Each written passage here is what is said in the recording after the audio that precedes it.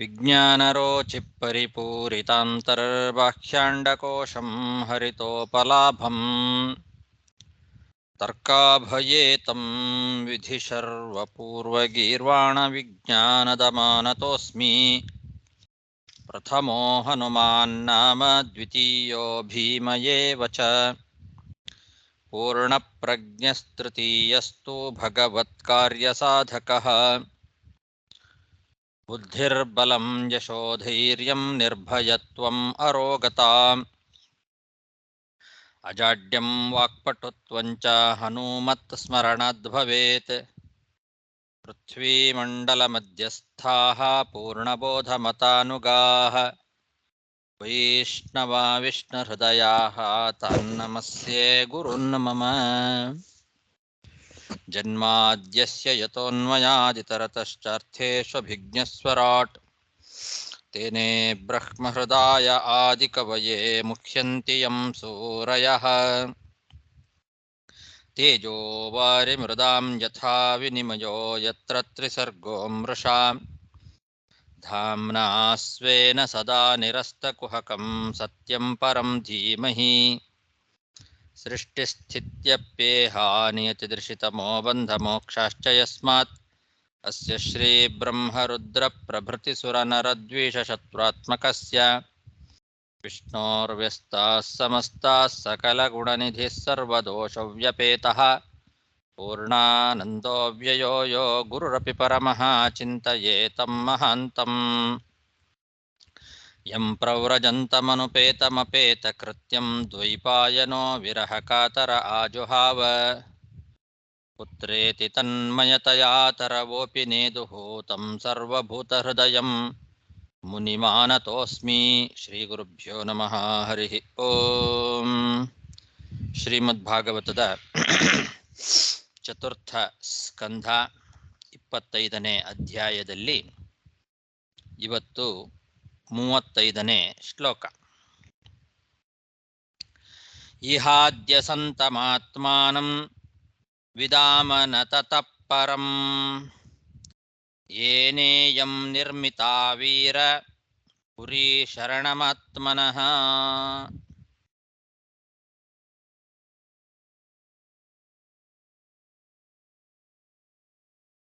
ಪುರಂಜನ ಮಹಾರಾಜನ ಕಥೆ ನಡೀತಾ ಇದೆ. ಪುರಂಜನ ಆ ದೇಹದ ಒಳಗೆ ಒಂದು ಪಟ್ಟಣದ ಒಳಗೆ ಹೊಕ್ಕು ಅಲ್ಲಿ ಸುಂದರಿಯಾದ ಆ ಹುಡುಗಿಯನ್ನ ನೋಡಿದ. ನೀನು ಯಾರು? ನಿನ್ನ ತಂದೆ ತಾಯಿಗಳು ಯಾರು? ಯಾಕೆ ಬಂದಿದ್ದಿ ಅಂತೆಲ್ಲ ಕೇಳಿದ. ಅದಕ್ಕೆ ಅವಳು ಹೇಳಲಿಕ್ಕೆ ಪ್ರಾರಂಭ ಮಾಡಿದ್ದಾಳೆ. ನಾನು ಯಾರು ನನಗೆ ಗೊತ್ತಿಲ್ಲ. ನನ್ನನ್ನು ಹುಟ್ಟಿಸಿದವರು ಯಾರು ಅದು ನನಗೆ ಸರಿಯಾಗಿ ಗೊತ್ತಿಲ್ಲ. ನನ್ನ ಗೋತ್ರ ನನಗೆ ಗೊತ್ತಿಲ್ಲ ಅಂತ ಹಿಂದಿನ ಶ್ಲೋಕದಲ್ಲಿ ನೋಡಿದ್ವಿ. ಹಾಗೆ ಅವಳು ತನ್ನ ಮಾತನ್ನ ಮುಂದುವರಿಸ್ತಾ, ಇಲ್ಲಿ ಈಗ ನಾನು ಇದ್ದೇನೆ ಅನ್ನೋದು ಮಾತ್ರ ಗೊತ್ತು ನನಗೆ. ಅವನು ಹಿಂದೆ ಪ್ರಶ್ನೆ ಮಾಡಿದ್ದ, ಯಾಕೆ ಇಲ್ಲಿ ಬಂದಿದ್ದಿ, ಈ ಪಟ್ಟಣದಲ್ಲಿ ಏನು ಕೆಲಸ ನಿನಗೆ ಅಂತ ಕೇಳಿದ್ದ. ಅದಕ್ಕೆ ಉತ್ತರವಾಗಿ ಅವಳು ಹೇಳ್ತಾಳೆ, ನಾನು ಈಗ ಇಲ್ಲಿ ಇದ್ದೇನೆ ಅನ್ನೋದು ಮಾತ್ರ ನನಗೆ ಗೊತ್ತು, ಇನ್ನೇನೂ ಗೊತ್ತಿಲ್ಲ ನನಗೆ. ನಾನು ಯಾರು, ನನ್ನನ್ನು ಹುಟ್ಟಿಸಿದವರು ಯಾರು, ನಾನು ಯಾಕೆ ಇಲ್ಲಿಗೆ ಬಂದೆ, ಯಾವುದೂ ನನಗೆ ಗೊತ್ತಿಲ್ಲ. ನಾನು ಈಗ ಇಲ್ಲಿದ್ದೇನೆ ಅನ್ನೋದು ಮಾತ್ರ ನನಗೆ ಗೊತ್ತಿದೆ. ನನಗೆ ಆಶ್ರಯವನ್ನ ಕೊಟ್ಟಂತಹ ಈ ಪಟ್ಟಣವನ್ನ ಯಾರು ನಿರ್ಮಾಣ ಮಾಡಿದರು ಅನ್ನೋದು ಕೂಡ ನನಗೆ ಗೊತ್ತಿಲ್ಲ ಅಂತ ಹೇಳ್ತಾ ಇದ್ದಾಳೆ. ಇಹಾದ್ಯ ಸಂತಮಾತ್ಮಾನಂ ನ ವಿದಾಮ ತತಃ ಪರಂ ಏನೇಯಂ ನಿರ್ಮಿತಾ ವೀರ ಪುರಿ ಶರಣಮಾತ್ಮನಃ ಏತೆ ಸಖಾಯ ಸಖ್ಯೋ ಮೇ ನರಾ ನಾರ್ಯಶ್ಚ ಮಾನದ ಸುಪ್ತಾಯಾಂ ಮಯಿ ಜಾಗರ್ತಿ ನಾಗೋಯಂ ಪಾಲಯನ್ ಪುರೀಂ. ಇನ್ನು ಈ ಸುತ್ತಲೂ ಇರ್ತಕ್ಕಂತಹ ನಿನ್ನ ಸೇವಕರು, ಕಾವಲುಗಾರರು ಇವರೆಲ್ಲ ಯಾರು ಅಂತ ಪ್ರಶ್ನೆ ಮಾಡಿದ್ನಲ್ಲ, ಅದಕ್ಕೆ ಉತ್ತರವನ್ನು ಕೊಡ್ತಾ ಇದ್ದಾಳೆ. ಈ ಪುರುಷರೆಲ್ಲ ನನ್ನ ಸ್ನೇಹಿತರು.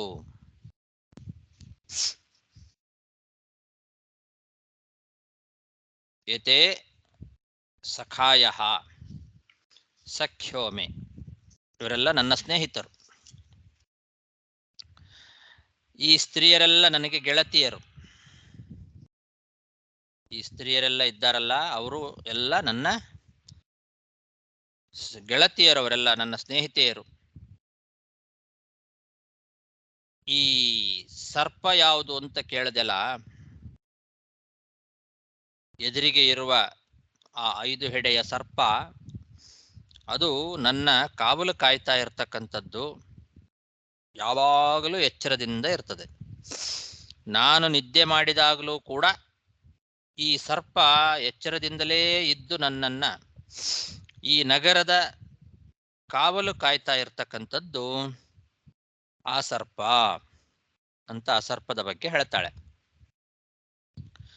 ಏತೇ ಸಖಾಯ ಸಖ್ಯೋ ಮೇ ನರಾ ನಾರ್ಯಶ್ಚ ಮಾನದ ಸುಪ್ತಾಯಾಂ ಮಯಿ ಜಾಗರ್ತಿ ನಾಗೋಯಂ ಪಾಲಯನ್ ಪುರೀಂ.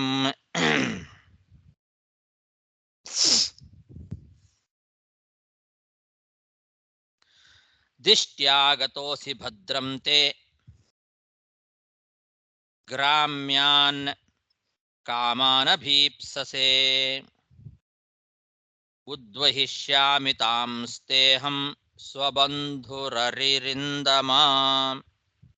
ಸರ್, ಭೋಗಾನ ಇದೆ. ಭೋಗಾನ ಭೀಪ್ಸಸೆ ಏನಿದೆ. ಗ್ರಾಮ್ಯಾನ್ ಭೋಗಾನ್ ಅಭೀಪ್ಸಸೆ. ನಾನು ಗ್ರಾಮ್ಯಾನ್ ಕಾಮಾನ್ ಅಭೀಪ್ಸಸೆ ಅಂತ ಹೇಳಿದೆ ಅಲ್ವಾ. ಯಾದವಾರ್ಯರ ಪಾಠದ ಪ್ರಕಾರ ಕಾಮಾನ್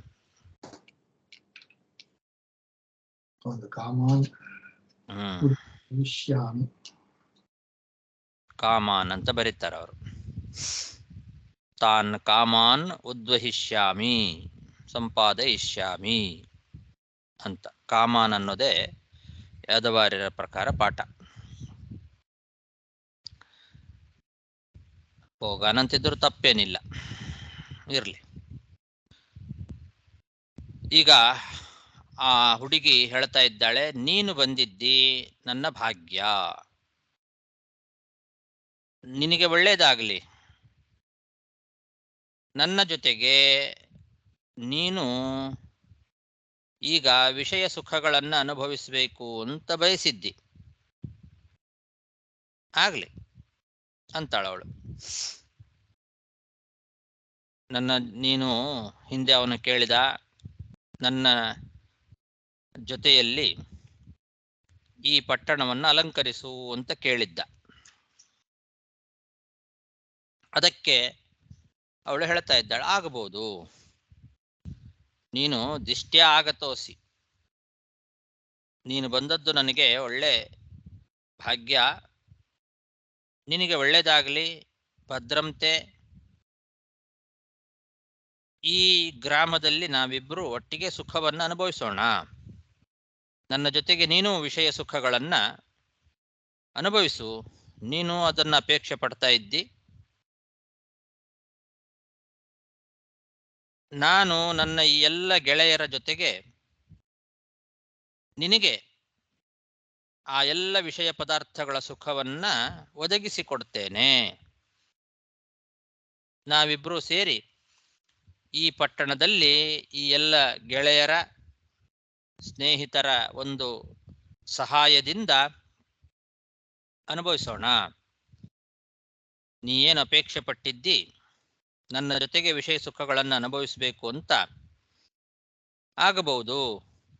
ನಾನು ನಿನಗೆ ಈ ಎಲ್ಲ ಗೆಳೆಯರ ಸಹಾಯದಿಂದ ಅದನ್ನು ಒದಗಿಸಿಕೊಡ್ತೇನೆ ಅಂತ ಹೇಳ್ತಾ ಇದ್ದಾಳೆ. ಕಾಮಾನ್ ಉದ್ವಹಿಷ್ಯಾಮಿ, ಏನೇನು ಬಯಸಿದ್ದೀಯೋ ಅದನ್ನೆಲ್ಲ. ಭೋಗಾನಂದ್ರು ಅದೇ ಅರ್ಥ, ಎಲ್ಲ ಭೋಗಗಳನ್ನು ಕೂಡ, ವಿಷಯ ಸುಖಗಳ ಭೋಗ, ಎಲ್ಲ ಅಪೇಕ್ಷೆಗಳು ನಿಂದೇನಿದೆ ಅದನ್ನ ನಿನಗೆ ನಾನು ಒದಗಿಸಿಕೊಡ್ತೇನೆ ಈ ಎಲ್ಲ ಸ್ನೇಹಿತರ ಒಂದು ಸಹಾಯದಿಂದ ಅಂತ ಹೇಳ್ತಾ ಇದ್ದಾಳೆ. ದಿಷ್ಟ್ಯಾಗತೋಸಿ ಭದ್ರಂ ತೇ ಗ್ರಾಮ್ಯಾನ್ ಕಾಮಾನ್ ಅಭೀಪ್ಸಸೆ ಉದ್ವಹಿಷ್ಯಾಮಿ ತಾಂಸ್ತೇಹಂ ಸ್ವಬಂಧುಭಿರ ಅರಿಂದಮ.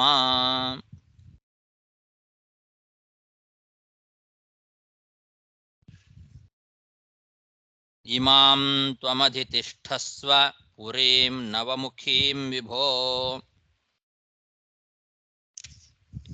ಮಯೋಪನೀತಾನ್ ಗೃಹ್ಣಾನಃ ಕಾಮಭೋಗಾನ್ ಶತಂ ಸಮಾಹ.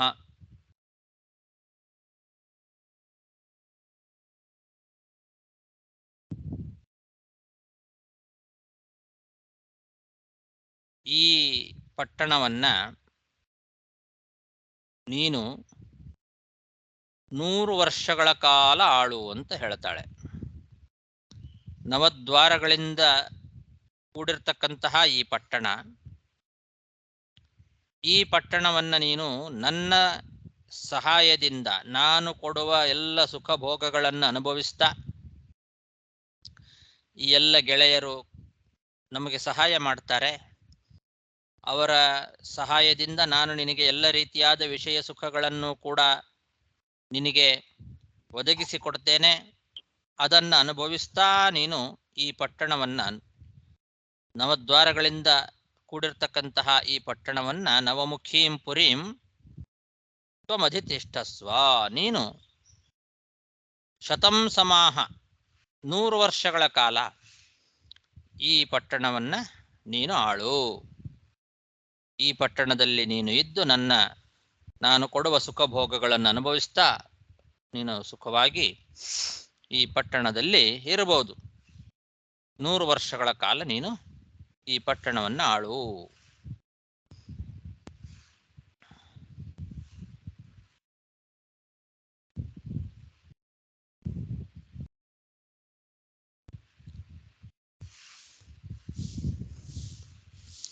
ಶತಂ ಸಮಾಹ ಅಂತ 100 ವರ್ಷ ಅಂದ್ರೆ ಮನುಷ್ಯರ ಆಯುಷ್ಯ ಅಂತ ಅನ್ನೋದು 100 ವರ್ಷ ಅನ್ನೋದು ಪ್ರಸಿದ್ಧ. ಶತಾಯುರ್ವೈ ಪುರುಷಃ ಅಂತ ವೇದ ಇದೆ, ಅದನ್ನಿಟ್ಟುಕೊಂಡು ಹೇಳಿದ್ದು. 100 ವರ್ಷ ಈ ದೇಹದಲ್ಲಿ ಮನುಷ್ಯ ಇರ್ತಾನೆ, ಅದಕ್ಕೋಸ್ಕರ 100 ವರ್ಷಗಳ ಕಾಲ ಅಂತ ಹೇಳ್ತಾ ಇದ್ದಾಳೆ. ಇಮಾಂ ತ್ವಮಧಿತಿಷ್ಠಸ್ವ ಪುರೀಂ ನವಮುಖೀಂ ವಿಭೋ ಮಯೋಪನೀತಾನ್ ಗೃಹ್ಣಾನಃ ಕಾಮಭೋಗಾನ್ ಶತಂ ಸಮಾಹ. ಕಾನು ತ್ವದನ್ಯಂ ರಮಯೇತ್ ಅರತಿಜ್ಞಮಕೋವಿದಂ ಅಸಾಂಪರಾಯಾಭಿಮುಖಃ ಮುಖಂ ಅಶ್ವಸ್ತನವಿದಂ ಪಶುಂ.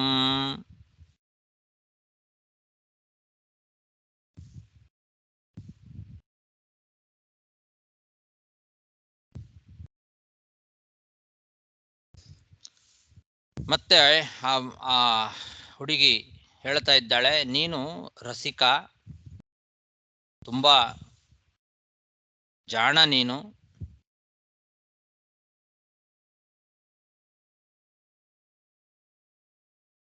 ಹಾಗಾಗಿ ನಾನು ನಿನ್ನನ್ನು ಮದುವೆ ಮಾಡ್ಕೊಳ್ತೇನೆ ಅಂತಾಳೆ ಅವಳು. ನೀನು ತುಂಬಾ ಚೆನ್ನಾಗಿದ್ದಿ, ಒಳ್ಳೆ ರಸಿಕನಾಗಿದ್ದಿ, ನಿನ್ನನ್ನ ಬಿಟ್ಟು ಬೇರೆ ಅರಸಿಕನನ್ನ, ಮೂರ್ಖನನ್ನ ಯಾವ ಹೆಣ್ಣು ತಾನೇ ರಮಿಸ್ತಾಳೆ ಹೇಳು? ಪಶುವಿನಂತೆ ಇರ್ತಕ್ಕಂಥವನನ್ನ, ಯುದ್ಧ ಹೇಡಿ ಮುಂದಾಲೋಚನೆ ಇಲ್ಲದೆ ಇರ್ತಕ್ಕಂತಹ ಪಶುವಿನಂತೆ ಇರ್ತಾರಲ್ಲ ಅಂಥವರನ್ನ ಯಾವ ಹೆಣ್ಣು ತಾನೇ ಇಷ್ಟಪಡ್ತಾಳೆ? ನೀನು ಹಾಗಲ್ಲ, ನೀನು ಒಳ್ಳೆ ರಸಿಕನಾಗಿದ್ದಿ, ಒಳ್ಳೆ ಜಾಣ ಇದ್ದಿದಿ ನೀನು ಅಂತ ಇದ್ದಾಳೆ. ಕಾನು ತ್ವದನ್ಯಂ ರಮಯೇತ್, ನಿನ್ನನ್ನು ಬಿಟ್ರೆ ಬೇರೆ, ಅರತಿಜ್ಞಂ ಅಕೋವಿದಂ, ಯಾರು ಅರತಿಜ್ಞ ಅಂದ್ರೆ ಅರಸಿಕ ಮತ್ತು ಅಕೋವಿದ ಮೂರ್ಖ ಬುದ್ಧಿವಂತನಲ್ಲ ಅಂತಹ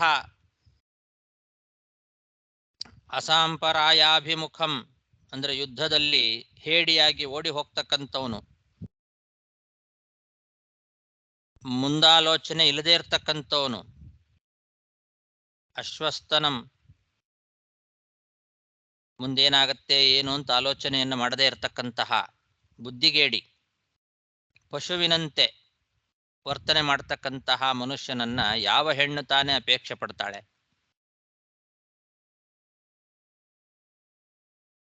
ನೀನು ಹಾಗಿಲ್ಲ, ಆದ್ರಿಂದ ನಿನ್ನನ್ನ ನಾನು ಅಪೇಕ್ಷೆ ಪಡ್ತೇನೆ ಅಂತ ಅರ್ಥ. ಅದಕ್ಕೆ ಅಶ್ವಸ್ತನಂ ಅಂದ್ರೆ ಶ್ವ ಅಂದ್ರೆ ನಾಳೆ ಅಂತ ಅರ್ಥ. ನಾಳೆ ಏನಾಗತ್ತೆ ಅಂದ್ರೆ ಮುಂದೇನಾಗತ್ತೆ ಅನ್ನೋದನ್ನ ಆಲೋಚನೆ ಮಾಡೋರು ಶ್ವಸ್ತನರು, ಮುಂದಾಲೋಚನೆ ಉಳ್ಳವರು. ಅಶ್ವಸ್ತನಂ ಅಂದ್ರೆ ಮುಂದಾಲೋಚನೆ ಇಲ್ಲದೆ ಇರ್ತಕ್ಕಂಥವ್ರು. ಅಶ್ವಸ್ತನವಿತ್, ಮುಂದೇನಾಗತ್ತೆ ಅನ್ನೋದನ್ನು ತಿಳಿದಿರಬೇಕು. ಹೀಗೆ ಮಾಡಿದರೆ ಮುಂದೇನಾಗತ್ತೆ, ನಾಳೆ ಏನು, ನಾಡಿದ್ದೇನು, ಹೀಗೆ ಮುಂದಾಲೋಚನೆ ಉಳ್ಳವರು ಯಾರಿದ್ದಾರೋ ಅವರು ಶ್ವಸ್ತನವಿತ್. ಅಶ್ವಸ್ತನವಿತ್ ಅಂದ್ರೆ ಮುಂದಾಲೋಚನೆ ಇಲ್ಲದೆ ಇರ್ತಕ್ಕಂಥವ್ರು. ಅಸಾಂಪರಾಯಾಭಿಮುಖಂ, ಸಾಂಪರಾಯ ಅಂದ್ರೆ ಯುದ್ಧ. ಸಾಂಪರಾಯದಿಂದ, ಯುದ್ಧದಿಂದ ಅವರು ಓಡಿ ಹೋಗ್ತಕ್ಕಂಥವ್ರು ಹೇಡಿಗಳಾಗಿ. ಅಂಥವರನ್ನ ಇಷ್ಟಪಡೋದಿಲ್ಲ. ಯುದ್ಧದಲ್ಲಿ ಎದುರಿಸಿ ಎಂಥ ಶತ್ರುಗಳನ್ನ ಎದುರಿ ನಿಲ್ಲಿಸುವಂತಹ ವೀರ ಕ್ಷತ್ರಿಯನನ್ನ ಅಪೇಕ್ಷೆ ಪಡ್ತಾರೆ. ಯಾರು ಯುದ್ಧದಲ್ಲಿ ಸಾಂಪರಾಯಾಭಿಮುಖ ಅಲ್ಲವೋ, ಅಸಾಂಪರಾಯಾಭಿಮುಖರೋ ಅಂಥವರನ್ನ ಯಾವ ಸ್ತ್ರೀ ತಾನೇ ಅಪೇಕ್ಷೆ ಪಡ್ತಾಳೆ ಅಂತ. ಅರತಿಜ್ಞಂ ಅಕೋವಿದಂ ಅಸಾಂಪರಾಯಾಭಿಮುಖಂ ಅಶ್ವಸ್ತನವಿದಂ. ಈ ಥರ ಇರೋರು ಪಶುಂ ಅಂದ್ರೆ ಪಶುವಿಗೆ ಸಮಾನ. ಅಂಥವರನ್ನ ಯಾರು ತಾನೇ ಅಪೇಕ್ಷೆ ಪಡ್ತಾರೆ? ಆದ್ದರಿಂದ ತ್ವದನ್ಯಂ, ನಿನಗಿಂತ ಬೇರೆ ಆದಂತಹ ಅಂಥವರನ್ನು ನಾನು ಅಪೇಕ್ಷೆ ಪಡೋದಿಲ್ಲ. ನೀನು ಒಳ್ಳೆ ಎಲ್ಲ ಉಳ್ಳವನಾಗಿದ್ದಿ ಅಂತ ಅರ್ಥ. ನೀನು ಹಾಗಿಲ್ಲ, ನಿನಗಿಂತ ಬೇರೆಯವರು ಹಾಗಿರ್ತಾರೆ, ಅದಕ್ಕೋಸ್ಕರ ನಾನು ಅವ್ರನ್ನ ಅಪೇಕ್ಷೆ ಪಡೋದಿಲ್ಲ. ನೀನು ಒಳ್ಳೆ ರಸಿಕ ಮತ್ತು ಕೋವಿದ, ಯುದ್ಧದಲ್ಲಿ ಪರಾಕ್ರಮಿ, ಮುಂದಾಲೋಚನೆ ಉಳ್ಳವನು ಆಗಿದ್ದಿ. ಆದ್ದರಿಂದ ನಿನ್ನನ್ನು ನಾನು ಮದುವೆ ಮಾಡ್ಕೊಳ್ತೇನೆ ಅಂತ. ಕಾನು ತ್ವದನ್ಯಂ ರಮಯೇದರತಿಜ್ಞಮಕೋವಿದಂ ಅಸಾಂಪರಾಯಾಭಿಮುಖಂ ಅಶ್ವಸ್ತನವಿದಂ ಪಶುಂ ಧರ್ಮೋ ಹ್ಯತ್ರಾರ್ಥಕಾಮೌ ಚ ಪ್ರಜಾನಂದೋ ಅಮೃತಂ ಯಶಃ ಲೋಕಾ ವಿಶೋಕಾ ವಿರಜಾಯಾನ್ನ ಕೇವಲಿನೋ ವಿದುಃ. ನಾವಿಬ್ರು ಮದುವೆ ಮಾಡಿಕೊಂಡು ಗೃಹಸ್ಥಾಶ್ರಮ ಸಂಪಾದನೆ ಮಾಡಿ ಗೃಹಸ್ಥಾಶ್ರಮದಲ್ಲಿ ಸಾಧನೆಯನ್ನ ಮಾಡೋಣ. ಗೃಹಸ್ಥಾಶ್ರಮದಲ್ಲಿ ಧರ್ಮ, ಅರ್ಥ, ಕಾಮ ಇವುಗಳು, ಸಂತಾನ ಸುಖ, ಮೋಕ್ಷ, ಕೀರ್ತಿ, ಪರಲೋಕ ಸಾಧನೆ ಇದೆಲ್ಲವೂ ಇದೆ ಗೃಹಸ್ಥಾಶ್ರಮದಲ್ಲಿ. ಇದೆಲ್ಲ ಸಾಧನೆ ಗೃಹಸ್ಥಾಶ್ರಮದಲ್ಲಿ ಬಿಟ್ಟರೆ ಬೇರೆ ಯಾವ ಆಶ್ರಮದಲ್ಲೂ ಇಲ್ಲ.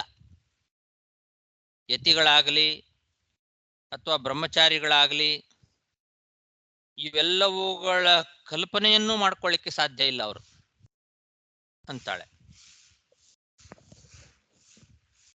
ಈ ಗೃಹಸ್ಥಾಶ್ರಮದಲ್ಲಿ ಮಾತ್ರ ಧರ್ಮ ಸಾಧನೆ, ಅರ್ಥ ಸಾಧನೆ, ಕಾಮ ಸಾಧನೆ, ಸಂತಾನದ ಸುಖ ಸಾಧನೆ, ಮೋಕ್ಷ ಸಾಧನೆ, ಕೀರ್ತಿಯ ಸಾಧನೆ, ದುಃಖರಹಿತವಾದಂತಹ ನಿರ್ಮಲವಾದ ಪರಲೋಕ ಸಾಧನೆ ಇದೆಲ್ಲವೂ ಇದೆ ಅಂತ.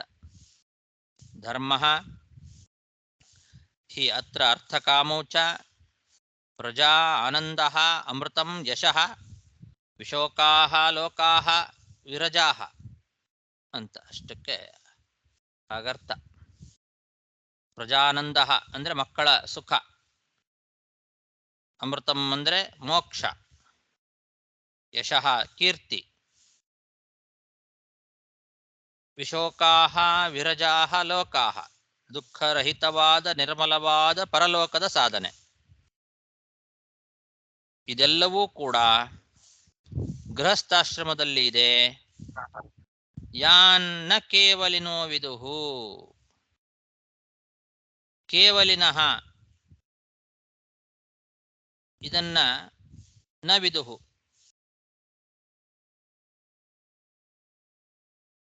ಕೇವಲಿನಃ ಅನ್ನೋದಕ್ಕೆ ಬ್ರಹ್ಮಚಾರಿಗಳಾಗಲಿ ಅಥವಾ ಯತಿಗಳು ಸನ್ಯಾಸಿಗಳಾಗಲಿ ಇದನ್ನ ನ ವಿದುಹು, ಗೃಹಸ್ಥಾಶ್ರಮದ ಈ ಒಂದು ಸುಖ, ಈ ಸಾಧನೆ ಇದನ್ನ ಅವರಿಗೆ ಗೊತ್ತಿಲ್ಲ. ಅವರಿಗೆ ಇದ್ಯಾವುದೂ ಅವರಿಗೆ ಗೊತ್ತಿಲ್ಲ.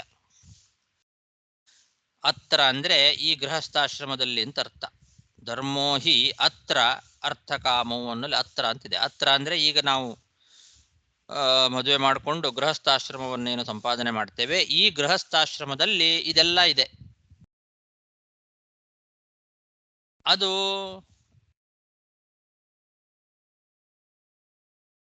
ಯಾವ ಈ ಎಲ್ಲ ಗೃಹಸ್ಥಾಶ್ರಮ ಪ್ರಾಪ್ಯವಾದ ಯಾನ್ ಯಾವ ಈ ಎಲ್ಲವೂ ಇದ್ದಾವೋ ಇವುಗಳನ್ನ ಕೇವಲಿನಃ ನ ವಿದುಹು.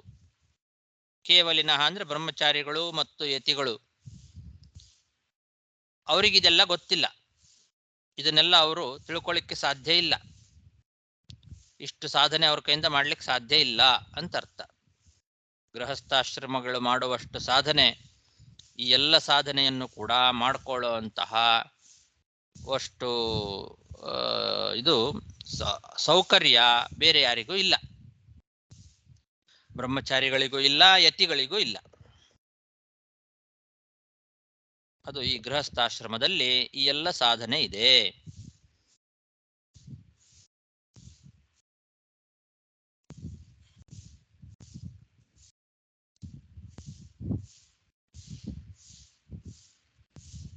ಯಾದವ ಇವರು ವಿಜಯಧ್ವಜ ತೀರ್ಥರು ಕೇವಲಿನಃ ಅಂತನ್ನೋದಕ್ಕೆ ನಿಷ್ಕಿಂಚನಾಹ ಉದರಂಬರಿ ಜನಾಹ ವಾ ಅಂತ ಬರೀತಾರೆ. ಅಂದ್ರೆ ಬಡವರು ಅಂತ. ನಾವು ಇಲ್ಲಿ ಎಲ್ಲ ರೀತಿಯಾದ ಸುಖವನ್ನು ಅನುಭವಿಸ್ಲಿಕ್ಕೆ ನಮ್ಮಲ್ಲಿ ಬೇಕಾದಷ್ಟು ಅನುಕೂಲಗಳಿದ್ದಾವೆ. ಈ ಅನುಕೂಲ ಬಡತನದಲ್ಲಿ ಇರ್ತಕ್ಕಂಥವರಿಗೆ ಅಥವಾ ಕೇವಲ ಉದರಂಬರಿಗಳು, ಅದು ಇನ್ನೊಂದು ಅರ್ಥದಲ್ಲಿ ಇಟ್ಟುಕೊಳ್ಬೇಕು, ಹೊಟ್ಟೆಪಾಡಿಗೋಸ್ಕರ ಬದುಕ್ತಕ್ಕಂಥವ್ರು ಅಂಥವರಿಗೆ ಇಲ್ಲ ಅಂತ.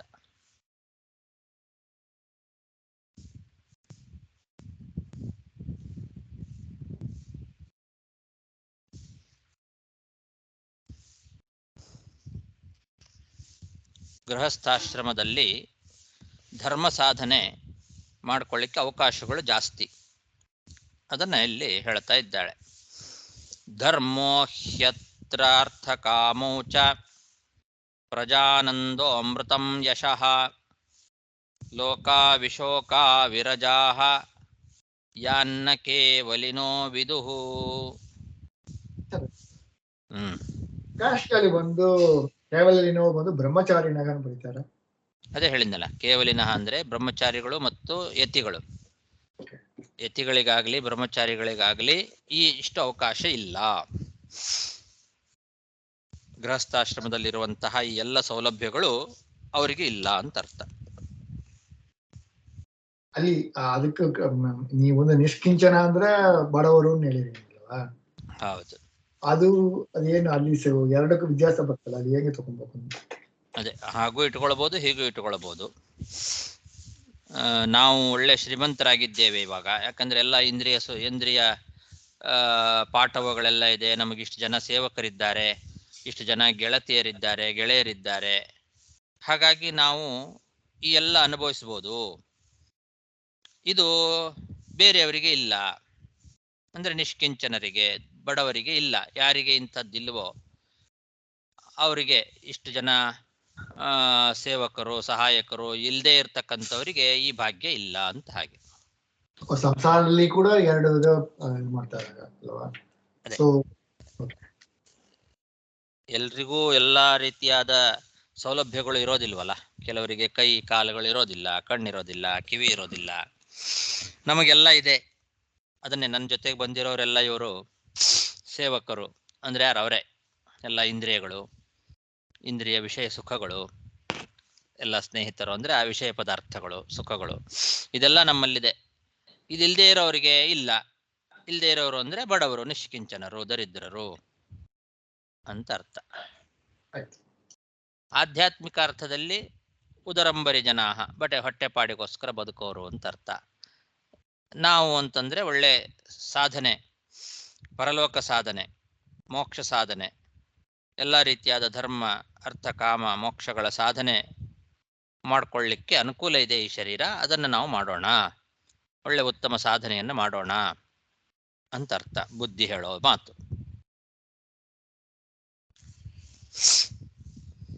ಆಚಾರ್ಯ, ಇಲ್ಲಿ ಹಿಂದಿನ ಒಂದು ಆಸಂಪರ ಬಗ್ಗೆ ಹೇಳುವ, ಸಾಂಪ್ರಾಯ ಬಗ್ಗೆ ಹೇಳುವಾಗ ಮೋಕ್ಷ ಅರ್ಥ ಕೊಟ್ಟಿದ್ದಾರೆ ಇವರು ಪದರತ್ನದಲ್ಲಿ. ಇಲ್ಲಿ ಇದು ಪ್ರಕಾಶಿಕಲ್ಲಿಯೂ ಬಂದು ಮೋಕ್ಷ ಅಂತ ಹೇಳಿದ್ದಾರೆ. ಸೊ ನಾವು ಯುದ್ಧಕ್ಕೆ ಬಂದು ರಣದಿಂದ ಬಂದು ಅವನು ತಿರುಗಿ ಬರಲ್ಲ, ಅವನು ಅಭಿಮುಖವಾಗಿ ಅದ್ರ ಬಗ್ಗೆ ಹೇಳಿದೆ ನಾವು. ಇದು ಅದೇ ತರಹ ಬಂದು ಇಲ್ಲಿ ಈ ಶ್ಲೋಕದಲ್ಲಿ ಕೂಡ ಬಂದು ಕೇವಲಿನೋ ಬ್ರಹ್ಮಚಾರಿನ ಯತಿಯೋಬಾನ್ ಹೇಳಿದ ಮೇಲೆ ಇದು ಎರಡೂ ಒಂದು ಏಕೆ ಕೂಡಿಸಬೇಕು. ಯಾಕಂದ್ರೆ ಒಂದು ಕಡೆ ಬಂದು ನಿಷ್ಕಿಂಚನ ಒಂದು ಉದರಂಬರಿನ ಜನ, ಬಟ್ ಯತಿಗಳಾದ್ರೆ ಅವರು ಉದರಂಬರಿಯಿಂದ ಇಲ್ಲ ಇರ್ತಾರಲ್ವಾ. ಇದು ಎರಡು ಹೇಗೆ ವಿರುದ್ಧವಾಗಿದೆ ಅಲ್ವಾ? ಎಲ್ಲದಕ್ಕೂ ಎಲ್ಲಾನು ಜೋಡಿಸ್ಕೊಳ್ಬಾರದು. ಯತಿಗಳು ಅಂತಾದಾಗ ಅವರಿಗೆ ಈ ಗೃಹಸ್ಥಾಶ್ರಮದಲ್ಲಿ ಇರುವಂತಹ ಸೌಲಭ್ಯಗಳು ಎಲ್ಲ ರೀತಿಯಾದ ಸುಖಗಳು ಕೂಡ ಇಲ್ಲ ಅನ್ನೋದಕ್ಕೆ ಮಾತ್ರ ಇಟ್ಟುಕೊಳ್ಬೇಕು. ಪ್ರಜಾನಂದ, ಅರ್ಥಕಾಮೌ, ಇದೆಲ್ಲ ಇಲ್ಲ ಅಂತ ಅರ್ಥ. ಗೃಹಸ್ಥಾಶ್ರಮದಲ್ಲಿ ಧರ್ಮ ಇದೆ, ಅರ್ಥ ಇದೆ, ಕಾಮ ಇದೆ, ಆಮೇಲೆ ಪ್ರಜಾನಂದ ಇದೆ, ಅಂದ್ರೆ ಮಕ್ಕಳ ಸುಖ, ಆಮೇಲೆ ಅಮೃತನೂ ಇದೆ, ಮೋಕ್ಷನ ಸುಖ, ಮೋಕ್ಷ ಸಾಧನೆನೂ ಇದೆ, ಪರಲೋಕ ಸಾಧನೆನೂ ಇದೆ. ಈ ಎಲ್ಲದಕ್ಕೂ ಅವಕಾಶ ಇರೋದು ಗೃಹಸ್ಥಾಶ್ರಮದಲ್ಲಿ. ಇದು ಬ್ರಹ್ಮಚಾರಿಗಳಿಗಾಗ್ಲಿ ಯತಿಗಳಿಗಾಗ್ಲಿ ಇಲ್ಲ ಅನ್ನೋ ಇಷ್ಟೇ ಅರ್ಥ ಇಟ್ಕೊಳ್ಬೇಕು. ಹಿಂದಿನ ಶ್ಲೋಕದಲ್ಲಿ ಹೇಳಿರೋದು, ನೀನು ಒಳ್ಳೆ ಜಾಣ ಇದ್ದಿ, ಮುಂದಾಲೋಚನೆ ಇದೆ ನಿನಗೆ, ಮತ್ತೆ ನೀನು ಮಹಾವೀರ ಪರಾಕ್ರಮಿಯಾಗಿದ್ದಿ, ಸಾಂಪ್ರಾಯದಿಂದ ಯುದ್ಧದಿಂದ ನೀನು ಹಿಂತಿರುಗಿ ಹೋಗ್ತಕ್ಕಂಥವನಲ್ಲ ಅಂತ ಹಾಗರ್ಥ. ಸಾಂಪ್ರಾಯ ಅನ್ನೋ ಶಬ್ದಕ್ಕೆ ಯುದ್ಧ ಅಂತನೂ ಅರ್ಥ ಇದೆ, ಮೋಕ್ಷ ಅಂತನೂ ಅರ್ಥ ಇದೆ. ಮೋಕ್ಷದಿಂದ ಅಭಿಮುಖನಾಗದೇ ಇರೋನು ಅಂತ ಇದು ಆಧ್ಯಾತ್ಮಿಕವಾದ ಅರ್ಥ. ಮೋಕ್ಷ ಮಾರ್ಗದಲ್ಲಿ ಹೋಗಬೇಕು. ಈ ಶರೀರವನ್ನು ನಾವು ಪಡ್ಕೊಂಡು ಬುದ್ಧಿಯನ್ನ ಉಪಯೋಗಿಸಿಕೊಂಡು, ಈಗ ಇವಳು ಮಾತಾಡ್ತಾ ಇರೋ ಹುಡುಗಿ ಅಂದ್ರೆ ಬುದ್ಧಿ, ಅವಳು ಆ ಬುದ್ಧಿಯನ್ನು ಉಪಯೋಗಿಸಿಕೊಂಡು ಮೋಕ್ಷ ಮಾರ್ಗದ ಕಡೆಗೆ ಹೋಗಬೇಕು. ಅದನ್ನ ಬಿಟ್ಟು ಬೇರೆ ಅಸಾಂಪ್ರಾಯನಾದ್ರೆ, ಅಂದ್ರೆ ಮೋಕ್ಷ ಮಾರ್ಗದಿಂದ ವಿಮುಖನಾದರೆ ಅಂತವನು ಅಕುಶಲ ಅಂತ ಅರ್ಥ. ನೀನು ಹಾಗಲ್ಲ, ಆದ್ರಿಂದ ನಿನ್ನ ಜೊತೆಯಲ್ಲಿ ನಾನಿರ್ತೇನೆ.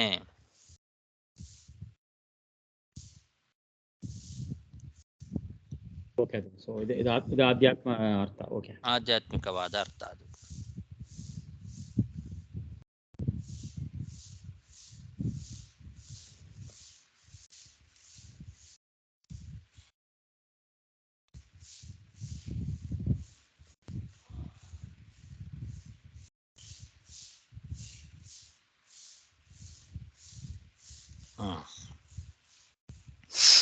ಪಿತೃದೇವರ್ಷಿ ಮರ್ತ್ಯಾನಾಂ ಭೂತಾನಾಂ ಆತ್ಮನಶ್ಚ ಸಹ ಆತ್ಮನಶ್ಚ ಕ್ಷೇಮ್ಯಂ ವದಂತಿ ಶರಣಂ ಭವೇಸ್ಮಿನ್ ಯದ್ ಗೃಹಾಶ್ರಮಂ.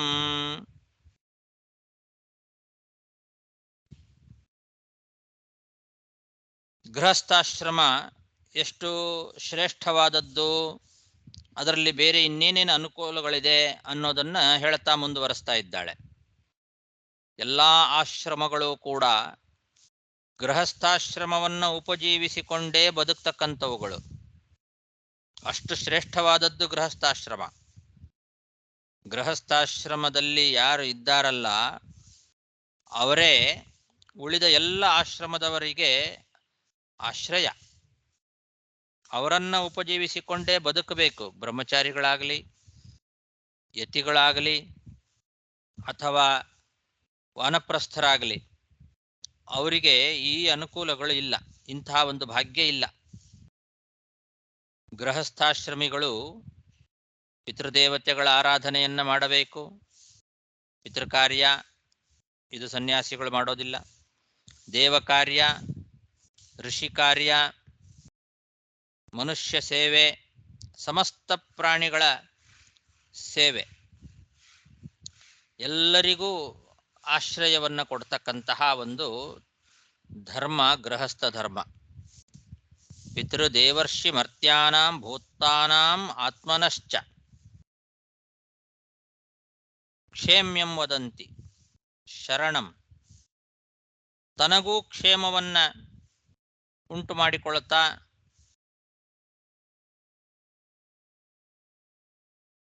ಎಲ್ಲರಿಗೂ ಕ್ಷೇಮವನ್ನ ಉಂಟು ಮಾಡುವ ಆಶ್ರಮ ಅಂದ್ರೆ ಅದು ಒಂದೇ ಗೃಹಸ್ಥಾಶ್ರಮ. ಈ ರೀತಿ ಜ್ಞಾನಿಗಳು ಹೇಳುತ್ತಾರೆ. ಗೃಹಸ್ಥಾಶ್ರಮ ಅಂತನ್ನೋದು ಅಷ್ಟು ಶ್ರೇಷ್ಠವಾದ ಆಶ್ರಮ. ಪಿತೃಗಳ ಕಾರ್ಯವನ್ನ ಮಾಡಿ ಪಿತೃದೇವತೆಗಳನ್ನ ಸಂತೋಷ ಪಡಿಸ್ತಕ್ಕಂಥದ್ದು.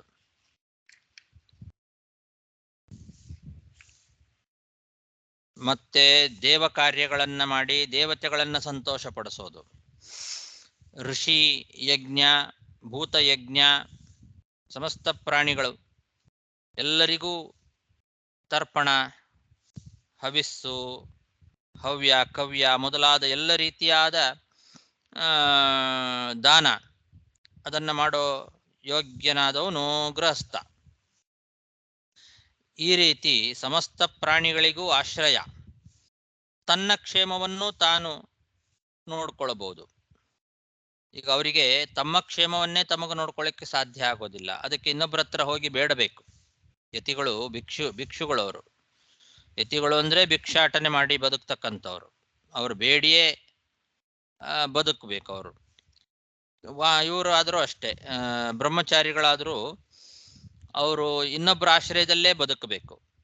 ಒಂದೋ ತಂದೆ ತಾಯಿಗಳ ಆಶ್ರಯದಲ್ಲಿ, ಇಲ್ಲ ಗುರುಕುಲದಲ್ಲಿ ಆಶ್ರಯವನ್ನ ಪಡೆದು ಅಲ್ಲಿ ಅವರು ಕೂಡ ಭಿಕ್ಷಾಟನೆಯನ್ನ ಮಾಡಿ ಅದರಿಂದ ಬಂದ ಏನೊಂದು ಅನ್ನ ಇದೆ ಅದನ್ನ ಗುರುಗಳಿಗೆ ಕೊಟ್ಟು ಗುರುಗಳ ಮೂಲಕವಾಗಿ ಅದನ್ನು ಪಡೆದು ಸ್ವೀಕಾರ ಮಾಡಬೇಕು ಅಂತ ಇದು ಬ್ರಹ್ಮಚಾರಿ ಧರ್ಮ. ಅವರಿಗೂ ಭಿಕ್ಷಾಟನೆ ಇದೆ, ಯತಿಗಳಿಗೂ ಭಿಕ್ಷಾಟನೆ ಇದೆ. ಭಿಕ್ಷೆ ಹಾಕೋರು ಯಾರು? ಗೃಹಸ್ಥರೇ. ಗೃಹಸ್ಥ ಧರ್ಮ ಅದು. ಎಲ್ಲರಿಗೂ ಭಿಕ್ಷಾ ಪ್ರದಾನ ಮಾಡಬೇಕು. ಅವರು ಬ್ರಹ್ಮಚಾರಿಗಳಿಗೂ ಭಿಕ್ಷಾ ಹಾಕಬೇಕು, ಸನ್ಯಾಸಿಗಳಿಗೂ ಭಿಕ್ಷಾ ಹಾಕಬೇಕು. ಆ ರೀತಿ ಅವರಿಬ್ಬರನ್ನು ನೋಡ್ಕೊಳ್ಳೋ ಜವಾಬ್ದಾರಿ ಇರೋದು ಗೃಹಸ್ಥನಿಗೆನೆ. ಹಾಗೆ ತನಗೂ ಕ್ಷೇಮ್ಯಂ, ಕ್ಷೇಮಕರವಾದ ಆಶ್ರಯ, ಆತ್ಮನಶ್ಚ, ಎಲ್ಲರಿಗೂ ಆಶ್ರಯ ಅಂತನ್ನಿಸಿರೋ ಒಂದು ಆಶ್ರಮ ಅಂತಿದ್ರೆ ಅದು ಗೃಹಸ್ಥಾಶ್ರಮ ಎಂಬುದಾಗಿ ಜ್ಞಾನಿಗಳು ಹೇಳ್ತಾರೆ ಅಂತ. ಪಿತೃದೇವರ್ಷಿಮರ್ತ್ಯಾನಾಂ ಭೂತಾನಾಂ ಆತ್ಮನಶ್ಚ ಕ್ಷೇಮ್ಯಂ ವದಂತಿ ಶರಣಂ ಭವೇಸ್ಮಿನ್ ಯದ್ ಗೃಹಾಶ್ರಮಂ.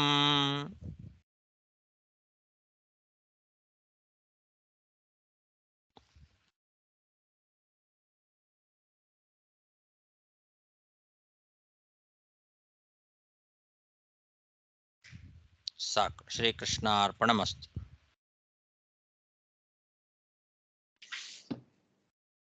ಆಚಾರ ಜನರಲ್ಲ ಒಂದು ಕ್ವಶನ್ ಇದೆ ಕೇಳಿಕ್ ಮಗ ಮಾತ್ರ ಇಲ್ಲ ಪ್ರಶ್ನೆ ಇಲ್ಲದ ಕೇಳ್ತಾನೆ. ನಮಸ್ಕಾರ ಗುರುಗಳೇ. ನಮಸ್ಕಾರ, ಧನ್ಯವಾದ. ನಮಸ್ಕಾರ ಗುರುಗಳೇ. 37ನೇ ಶ್ಲೋಕ ಅರಿಂದಮ ಅಂತ ಅದಲ್ಲ, ಅದಕ್ಕೇನ ಅರ್ಥ? ನಮಸ್ಕಾರ ಗುರುಗಳೇ. ವೀರ ಪರಾಕ್ರಮಿ ಅಂತ ಅರ್ಥ. ಅರಿಂದಮ ಅಂದ್ರೆ ಶತ್ರುಗಳನ್ನ ದಮನ ಮಾಡತಕ್ಕಂತಹ ಸಾಮರ್ಥ್ಯ ಉಳ್ಳವನು ಅಂತ ಅವನಿಗೆ ಸಂಬೋಧನೆ. ಅದು ಅರಿಂದಮ. ಅರಿಂ ಅಂದ್ರೆ ಅರಿಗಳು ಅಂದ್ರೆ ಶತ್ರುಗಳು, ಅವರನ್ನೆಲ್ಲ ದಮನ ಮಾಡತಕ್ಕಂಥವನು ವೀರ ಪರಾಕ್ರಮಿ ಅಂತ ಅರ್ಥ. ಆಚಾರ ಈ ಗೋದಾನ ಬಂದು 5 ವಿಧವಾದ ಗೋದಾನ ಮಾಡಬೇಕು, ರೈಟ್? ಋಣದೇಣುದಾನ, ಪಾಪದೇಣುದಾನ, ವೈತರಣಿ-ದೇಣುದಾನ, ಮೋಕ್ಷದೇಣು, ಉತ್ಕ್ರಾಂತಿ ದೇಣುದಾನ. ಪರ್ವಕಾಲ ಬಂದು ಮರಣ ಸಮಯ ಅಂತ ಹೇಳ್ತಾರೆ. ಅದು ಬಂದು ಆಗತಾ ಮಾಡುವಕ್ಕ ಅದಕ್ಕೆ ಮುಂಚೆಯೇ ಮಾಡುವ? ಮುಂಚೆನೆ ಮಾಡಬೇಕು. ಮುಂಚೆ ಆಗ ಅಂದ್ರೆ ಈಗ ಮರಣ ಸಮಯ ಯಾವುದು ಅಂತ ಯಾರಿಗೂ ಗೊತ್ತಿಲ್ಲ. ಸರಿ. ಆದ್ರಿಂದ ಯಾವಾಗ ಮಾಡ್ಕೊಂಡ್ರು ಕೂಡ ಅದು ನಡೆಯತ್ತೆ. ನಮಗೆ ಶಕ್ತಿ ಇರುವಾಗಲೇ ಮಾಡ್ಕೊಳ್ಬೇಕು ಅದನ್ನ. ಮರಣ ಸಮಯ ಅಂತಂದ್ರೆ ಯಾವುದು ಅಂತ ಯಾರಿಗೂ ಗೊತ್ತಿಲ್ಲ. ಯಾವಾಗ ಯಾರಿಗೆ ಮರಣ ಬರ್ತದೆ ಅಂತ ಯಾರಿಗೂ ಹೇಳಲಿಕ್ಕೆ ಸಾಧ್ಯ ಇಲ್ಲ. ಆದ್ರಿಂದ ನಮಗೆ ಅನುಕೂಲ ಇರುವಾಗಲೇನೆ ಅಂಥದ್ದೇನು ದಾನ ಅಂತ ಕರೀತಾರೆ ಅದನ್ನ. ಆ ಅಂಥದ್ದೇನು ದಾನವನ್ನ ನಮಗ ಅನುಕೂಲ ಇರುವಾಗಲೇ ನಾವು ಮಾಡ್ಕೊಳ್ಬೇಕು. ಅಂತ್ಯಕಾಲ ಬರಲಿ ಅಂತ ಕಾಯಬಾರ್ದು. ಅಂತ್ಯಕಾಲ ಯಾವಾಗ ಬರ್ತದೆ ಆ ಸಮಯದಲ್ಲಿ ಮಾಡ್ಲಿಕ್ಕೆ ಅನುಕೂಲ ಆಗ್ತದೆ ಅಂತ ಹೇಳಲಿಕ್ಕೆ ಸಾಧ್ಯ ಇಲ್ಲ. ಅದಕ್ಕೋಸ್ಕರ ನಾವು ಯಾವಾಗ ಬೇಕಾದ್ರೂ ಮಾಡ್ಕೊಳ್ಬಹುದು ಅದನ್ನ. ಅದನ್ನೇ ಉತ್ಕ್ರಾಂತಿದೇನು ದಾನ ಅಥವಾ ಅಂಥದ್ದೇನು ದಾನ ಅಂತ ಕರೀತಾರೆ. ಎರಡು ಒಂದೇ. ಅದಲ್ಲದೆ ಮತ್ತೆ 4 ಗೋದಾನಗಳಿದ್ದಾವೆ. ಉತ್ಕ್ರಾಂತಿ ಗೋದಾನ ಅಲ್ಲದೆ ಋಣದೇನು ದಾನ, ಮೋಕ್ಷದೇನು ದಾನ, ವೈತರಣಿದೇನು ದಾನ, ರುದ್ರದೇನು ದಾನ. ಪಾಪದೇನು ದಾನ ಅಥವಾ ರುದ್ರದೇನು ದಾನ ಎರಡು ಒಂದೇ. ಸೊ ಈ ತರ ದೇಣುದಾನ ಮಾಡೋದು ಅಂದ್ರೆ ಅದು ಬಂದು ಹಾಲು ಕೊಡ್ಬೇಕು, ರೈಟ್? ದೇಣು ಅಂದ್ರೆ ಅದು ಹಾಲು ಕೊಡ್ಬೇಕು. ಆಗ ದೇಣು ಪ್ಲಸ್ ಕರುವು ಎರಡು ಸೇರಿಸಿ ಹೌದು, ಎರಡು ಒಟ್ಟಿಗೆ ಇರಬೇಕು. ಒಳ್ಳೆ ಹಾಲು ಕೊಡ್ತಾ ಇರಬೇಕು, ಆರೋಗ್ಯಕರವಾಗಿರ್ಬೇಕು, ಯಾವ ರೋಗ ರುಜಿನಗಳು ಇರಬಾರದು. ಅಂತಹ ಹಸುವಿನಿಂದ ಸಹಿತವಾದ, ಕರುವಿನಿಂದ ಸಹಿತವಾದ ಹಸುವನ್ನ ದಾನ ಮಾಡಬೇಕು ಅಂತ ಶಾಸ್ತ್ರ. ಸೊ ಈಗ ಬಂದು ಒಂದು ಆತರ ಒಂದು ತೆಗೆಯೋಕೆ ಎಷ್ಟು ಬೆಲೆ ಆಗ್ತದೆ? ಅದು ಅದರ ಕ್ವಾಲಿಟಿ ಮೇಲೆ ಹೋಗ್ತದೆ. ಈಗೇನು ಬೆಲೆ ಅವ್ರು ಹೇಳಿದ್ದೆ ಬೆಲೆ ಅವರವರ ಇದರ ಮೇಲೆ ನೋಡಿ ಹೇಳ್ತಾರೆ. ಕ್ವಾಲಿಟಿ, ಅದೆಷ್ಟು ಹಾಲು ಕೊಡುತ್ತೆ, ಎಷ್ಟು ವಯಸ್ಸಾಗಿದೆ, ಅದನ್ನ ನೋಡಿಕೊಂಡು ಅದರ ಮೇಲೆ ರೇಟ್ ಹೇಳ್ತಾರೆ. ಆಗತ್ತೆ. ಒಂದು ಹತ್ರ 1 ಲಕ್ಷದವರೆಗೂ ಕೂಡ ಇದೆ ಹಸುಗಳಿಗೆ ರೇಟು. ಒಳ್ಳೆ ಇದ್ರ ಹಸು ಅಂತಂದ್ರೆ 70-80 ಸಾವಿರ ಆ ತರ ಎಲ್ಲ ಹೇಳ್ತಾರೆ. ಇಲ್ಲ ಅಂದ್ರೆ ಕ್ರಾಸಿಂಗ್ ಬರುತ್ತೆ. ಇವಾಗೆಲ್ಲ ಹಸುಗಳು, ಪ್ಯೂರ್ ಹಸುಗಳು ಸಿಗೋದು ಕಷ್ಟ. ನಮ್ಮ ದೇಶೀಯ ಹಸುಗಳು ಕಡಿಮೆ ಆಗ್ತಾ ಇದೆ ಲೋಕದಲ್ಲಿ. ಕ್ರಾಸಿಂಗ್ ಹಸುಗಳು ಜಾಸ್ತಿ ಆಗ್ತಾ ಇದೆ. ಜರ್ಸಿ ಕ್ರಾಸ್ ಮಾಡ್ತಾ ಇದ್ದಾರೆ ಎಲ್ಲ. ಆ ತರ ಕ್ರಾಸ್ ಆಗಿರುವಂತ ಹಸುಗಳು ಇದರಲ್ಲಿ ಬರುತ್ತೆ. ಅದೆಲ್ಲ ಒಂದು 50,000, 40,000, 30,000ದಿಂದಲೂ ಸಿಗತ್ತೆ. ಅಷ್ಟು ಚೆನ್ನಾಗಿರೋದಿಲ್ಲ ಅಂತ ಹಸುಗಳು. 30,000, 40,000ದಿಂದನೂ ಹೇಳ್ತಾರೆ ರೇಟ್ಗಳು. ಕಗುಪ್ಪ ಇದ್ರೆ ಬಂದು ನಾಟು ಹಸು ಮೇಲೆ ಬಂದು ಇದು ಮೇಲೆ ಹಂಪ್ ಬರುತ್ತೆ. ಹಂಪ್ ಬರ್ತಲ್ಲ, ಮೇಲೆ ಹಂಪ್ ಇರುತ್ತೆ ಚೆನ್ನಾಗಿ. ಆಮೇಲೆ ಕೆಳಗೆ ಇದು ಇರುತ್ತೆ, ಸಾಸ್ನ, ಅದೆಲ್ಲ ಇರಬೇಕು ಚೆನ್ನಾಗಿ. ಹೊಕ್ಕಳಿರಬೇಕು. ಅದರಲ್ಲಿ ನಮ್ಮ ದೇಶದ ಹಸುಗಳು ಇದ್ದಾವೆ ಕೆಲವೆಲ್ಲ.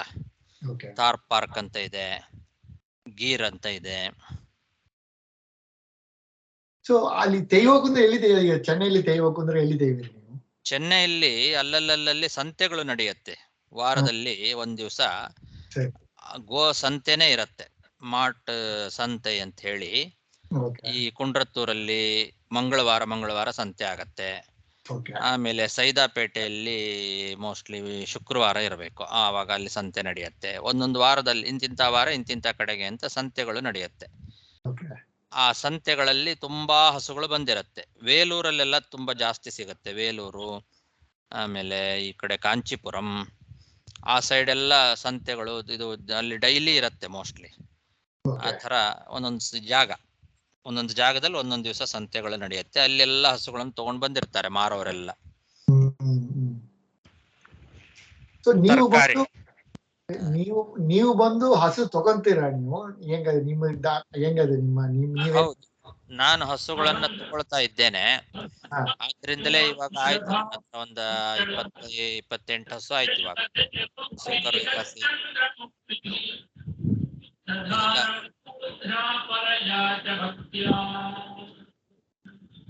ನಮಸ್ಕಾರ ಗುರುಗಳೇ. ಸೊ ನೀವು ಮಾರಾದಿಲ್ಲ, ನೀವು ಬಂದು ಹಸು ಮುಟ್ಟು ತಗೊಂತೀರಿ ದಾನಕ್ಕೆ? ಹೌದೌದು, ಈ ತರ ಎಲ್ಲಾ ಹಸುಗಳು ದಾನ ತಗೊಳ್ತಾ ಇರೋದ್ರಿಂದ ನನ್ನ ಹತ್ರ ಇವಾಗ ತುಂಬಾ ಹಸುಗಳಾಗಿದೆ. ಮೊದಲು ಒಂದ್ 2 ಹಸು ಇತ್ತು. ಒಬ್ಬೊಬ್ರೆ ಈ ತರ ದಾನ ಕೊಡ್ತಾ ಇರೋದ್ರಿಂದ ಒಂದು ಹಸು ಕರು ಎಲ್ಲ ಸೇರಿ ಒಂದ್ 26, 27 ಹಸು ಆಯ್ತು ಇವಾಗ.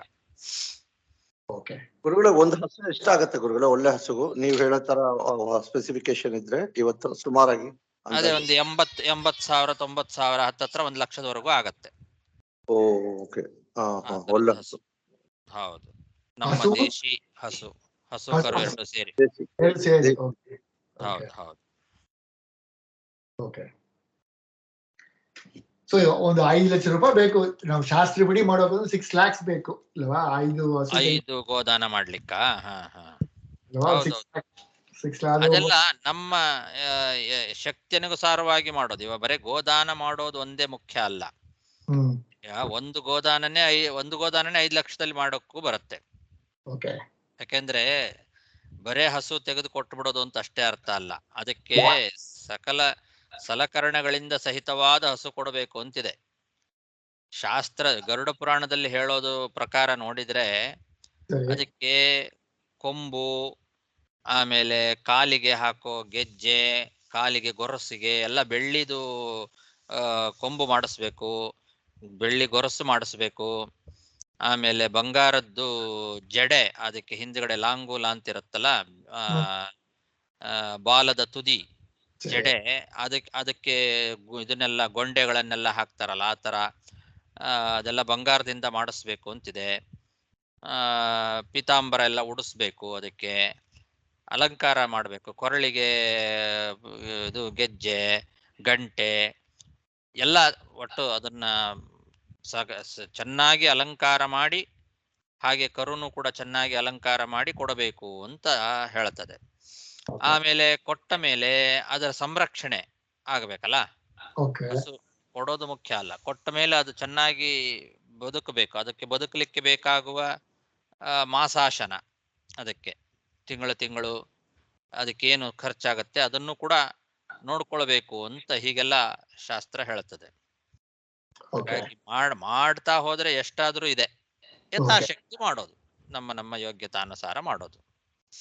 1 ಲಕ್ಷದಲ್ಲಿ 5 ಗೋದಾನನು ಮಾಡುವಂತಹ ಇದನ್ನು ಇದೆ, ಫೆಸಿಲಿಟಿನೂ ಇದೆ.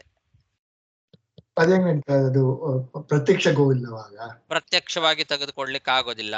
ಇರೋ ಹಸುಗಳನ್ನೇ ಸಂರಕ್ಷಣೆ ಮಾಡಿ ಸಂಕಲ್ಪ ಮಾತ್ರ. ಅದು ಗರುಡ ಪುರಾಣದಲ್ಲಿ 5 ಗೋದಾನ ಮಾಡ್ಲಿಕ್ಕೆ ಆಗಲಿಲ್ಲ ಅಂತಂದ್ರೆ ಆ 5ರ ಸಂಕಲ್ಪ ಮಾಡಿ ಒಂದಾದರೂ ಮಾಡಬೇಕು ಅಂತ ಅದನ್ನು ಹೇಳ್ತಾರೆ. 5 ಸಂಕಲ್ಪ ಒಟ್ಟಿಗೆ ಮಾಡ್ಬಿಡೋದು. 5 ಗೋದಾನದ ಸಂಕಲ್ಪವನ್ನು ಕೂಡ ಒಟ್ಟಿಗೆ ಮಾಡಿ ಒಂದೇ ಗೋದಾನ ಮಾಡಿ ಎಷ್ಟು ಶಕ್ತಿನೋ ಅಷ್ಟು ಯಥಾಶಕ್ತಿ ಗೋಗ್ರಾಸ ಸೇವಾ ಮಾಡಿ ಮಾಡೋದು ಅಂತ ಹಾಗೂ ಇದೆ. ತುಂಬಾ ಒತ್ತು ಕೊಟ್ಟು ಹೇಳೋದು ಏನ್ ರೀಸನ್? ಈ ದಾನದಲ್ಲಿ ಬಂದು ಫಸ್ಟ್ ಬಂದು ಈ 5 ಗೋದಾನ ಒತ್ತು ಕೊಟ್ಟು ಹೇಳೋದು 16 ಹೇಳ್ತಾರೆ. ಅದ್ರಲ್ಲಿ ಈ ಗೋದಾನ ಅಂಬೋದು ದೇಣು ದಾನ. ಯಾಕೆ ಅಂದ್ರೆ ಗೋ ಅನ್ನೋದು ನಮ್ಮ ಅನಿವಾರ್ಯವಾಗಿ ನಮ್ಮಲ್ಲಿ ಇರಲೇಬೇಕಾದಂತ ಒಂದು ವಸ್ತು ಅಲ್ವಾ ಅದು. ಅದನ್ನ ನಾವು ವಿನಾ ಗೋರಸಃ ಕೋರಸಃ ಅಂತ ಒಂದು ಬಗ್ಗಾದೆ. ಊಟದಲ್ಲಿ ಗೋರಸ ಇಲ್ಲದೆ ಇದ್ರೆ ಅದರಲ್ಲಿ ಏನು ರಸನೇ ಇಲ್ಲ, ಊಟದಲ್ಲಿ ರುಚಿನೇ ಇರೋದಿಲ್ಲ. ಎಲ್ಲದಕ್ಕೂ ಮೂಲ ಕಾರಣ ಹಸು. ಹಾಲು, ಮೊಸರು, ಬೆಣ್ಣೆ, ತುಪ್ಪ ಇಲ್ಲದೆ ಯಾವುದರಲ್ಲೂ ಏನು ಬೇರೆ ರುಚಿ ಇಲ್ಲ, ಬದುಕಲಿಕ್ಕೆ ಸಾಧ್ಯ ಇಲ್ಲ. ನಾವು ಬೆಳಗ್ಗೆ ಎದ್ದ ತಕ್ಷಣ ಬೇಕೇ ನಮಗೆ ಹಾಲೇ ಮೊದಲು ಬೇಕಾಗಿರುವಂಥದ್ದು. ಮಕ್ಕಳು ಹುಟ್ಟಿದ ತಕ್ಷಣ 1 ವರ್ಷ 2 ವರ್ಷ ತಾಯಿ ಹಾಲು ಕುಡಿತೇವೆ ಅಷ್ಟೇ. ಆಮೇಲೆ ಜೀವನ ಪೂರ್ತಿ ಕುಡಿಯೋದು ಹಸುವಿನ ಹಾಲೇ ತಾನೆ. ಹಾಲಿಲ್ಲದೆ ಯಾರಿಗೆ ಬದುಕಲಿಕ್ಕೆ ಸಾಧ್ಯ ಇದೆ? ಹಾಗಾಗಿ ಗೋವು ಅನ್ನೋದು ಒಂದು ಅನಿವಾರ್ಯ ಅಂಗ ನಮಗೆ ನಮ್ಮ ಜೀವನದಲ್ಲಿ. ಹೇಗೆ ನೀರು ಆಮೇಲೆ ಕರೆಂಟು ನಮಗೇನು ಅನಿವಾರ್ಯನೋ ಇವಾಗ, ಹಾಗೆ ಗೋವುನು ಅನಿವಾರ್ಯ. ಅದು ಜನರಿಗೆ ಅರ್ಥ ಆಗ್ತಾ ಇಲ್ಲ. ಪೆಟ್ರೋಲು ಅನಿವಾರ್ಯ ಅಂತ ತಿಳ್ಕೊಂಡಿದ್ದಾರೆ. ಪೆಟ್ರೋಲು ನೀರು ಅನ್ನೋದು ಹೇಗೆ ಅನಿವಾರ್ಯನೋ ಹಾಗೆ ಗೋವು ಅನ್ನೋದು ಅನಿವಾರ್ಯ ಅನ್ನೋದು ಅನಾದಿ ಕಾಲದಿಂದ ಎಲ್ರಿಗೂ ಗೊತ್ತಿರುವಂತ ವಿಷಯ. ಆದ್ರೆ ಯಾರು ಅದನ್ನ ಸಾಕ್ಲಿಕ್ಕೆ ರೆಡಿ ಇಲ್ಲ. ಆದ್ರೆ ಎಲ್ರಿಗೂ ಹಾಲು ಬೇಕು. ದುಡ್ಡು ಕೊಟ್ರೆ ಹಾಲು ಸಿಗತ್ತೆ ಅಂತ ಅಷ್ಟೇ ತಿಳ್ಕೊಂಡ್ಬಿಟ್ಟಿದ್ದಾರೆ. ಅದು ಹೇಗ್ ಸಿಗತ್ತೆ? ದುಡ್ಡು ಕೊಟ್ರೆ ಹಾಲು ಹೆಂಗ್ ಬರುತ್ತೆ? ಗೋವುಗಳಿದ್ರೆ ತಾನೇ, ಯಾರಾದ್ರೂ ಸಾಕ್ಲೇಬೇಕಲ್ಲ. ಸಂರಕ್ಷಣೆ ಅದಕ್ಕೇನಾಗಿದೆ ಇವಾಗೆಲ್ಲ ಬಿಸಿನೆಸ್ ಮಾಡ್ತಾ ಮಾಡ್ತಾ ಏನೇನೋ ಇಂಜೆಕ್ಷನ್ಗಳೆಲ್ಲ ಮಾಡಿ ಫಾರಿನ್ಗಳಿಂದ ಎಲ್ಲ ಇದ್ರದ್ದು ಹಸುಗಳನ್ನೆಲ್ಲ ತರಿಸಿ ಅದರಲ್ಲಿ ಏನು ಕ್ವಾಲಿಟಿನೇ ಇರೋದಿಲ್ಲ. ಜರ್ಸಿ ಹಸುಗಳು ಅಂತ ಬರುತ್ತೆ. ಕರುವಿನೇ ಹಾಕದೇ ಇದ್ರು ಕೂಡ ಬರೀ ಇಂಜೆಕ್ಷನ್ ಮಾಡಿ ಹಾಲು ತೆಗೆಯುವಂಥದ್ದಿದೆ. ಮತ್ತೆ ಪೌಡರ್ಗಳೆಲ್ಲ ಹಾಲು ಮಾಡಿ ಈ ತರ ಎಲ್ಲ ಪರಿಸ್ಥಿತಿ ಬಂದಿದೆ. ಅದೆಲ್ಲ ತುಂಬಾ ಆರೋಗ್ಯಕ್ಕೆ ಹಾನಿಕರ. ಅದು ಒಳ್ಳೆ ಪ್ಯೂರ್ ಹಸುವಿನ ಹಾಲು ಅದರಷ್ಟು ಆರೋಗ್ಯ ಅದಿದ್ರೆ ಬೇರೆ ಯಾವ ಡಾಕ್ಟರ್ ಬೇಕಾಗಿಲ್ಲ.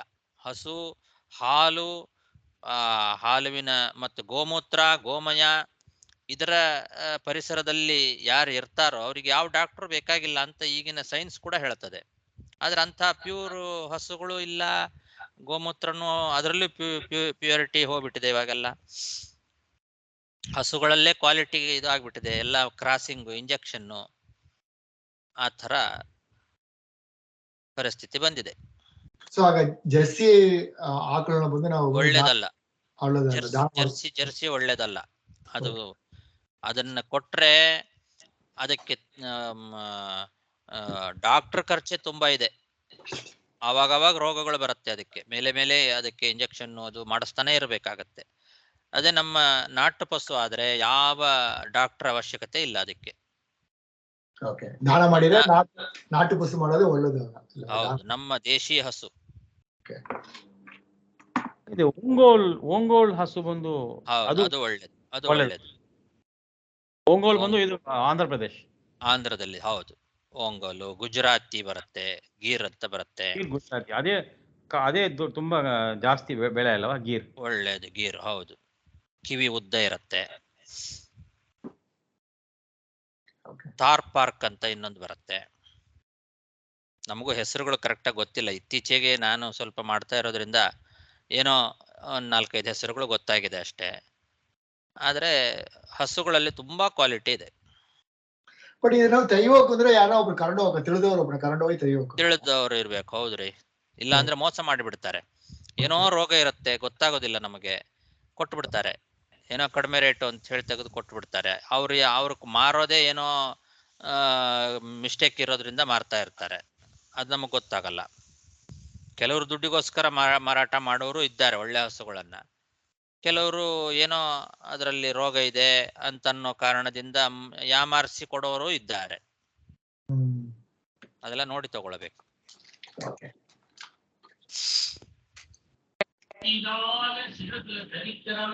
ಗೋವಿಂದಪುರದಲ್ಲಿ ತುಂಬಾ ಜಾತಿ ಹಸುಗಳಿದ್ದೆ ಗುರುಗಳೇ.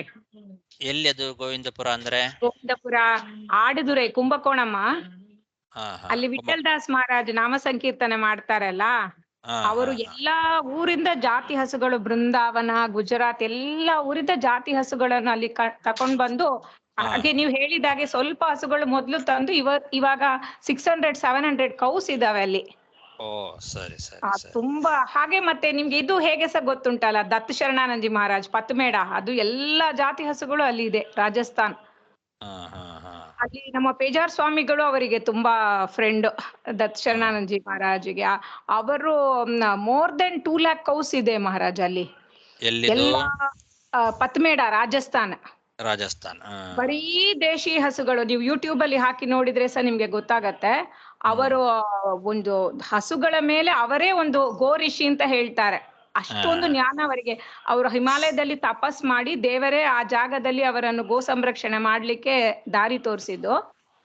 ಇವಾಗ 20 years ಮೇಲೆ ಆಯ್ತು. ತುಂಬಾ ಎಲ್ಲಾ ಜಾತಿ ಹಸುಗಳು ಇದೆ. ಅವ್ರು ಎಲ್ಲಾ ಫುಲ್ ಭಾರತದಲ್ಲಿ ಗೋಯಾತ್ರೆ ಮಾಡಿ ಎಲ್ಲಾ ಭೂಮಿಯಿಂದ ಮಣ್ಣು ತಕೊಂಡೋಗಿ ಸಹ ಅಲ್ಲಿ ಹಾಕಿದ್ದಾರೆ.